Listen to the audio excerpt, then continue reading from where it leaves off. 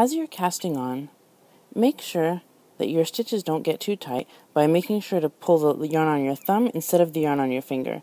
See how when I pull the yarn on my thumb, it's just going to tighten down this cast on right here. When I pull the yarn on my finger, right here, it actually tightens the stitch on the needle itself. So if what's happening when you cast on is that you're pulling this one, or both of them maybe, but this one especially, too tight, your stitches are going to start to get really hard to move on your needle, and it's going to be, your cast on is going to be too tight and rigid. So, and the reason that that might be happening, of course you're not doing that on purpose, it's possible that you're like holding the stitches up here and not really hanging on to them. I see that a lot when people are casting on up here and they don't have their fingers on the stitches themselves. What happens is that they start to use the yarn to like hold on to the stitches. They're like holding on tight to the yarn to make sure the stitches stay on the needle instead of using their fingers right up here on top of the stitches to just put everything in place like that.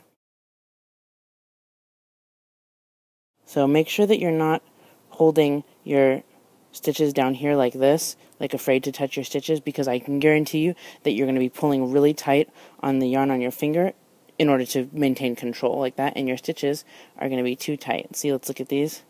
Yeah, those are tight. These ones are kind of loose where I showed you how to do it right, and these ones are kind of tight.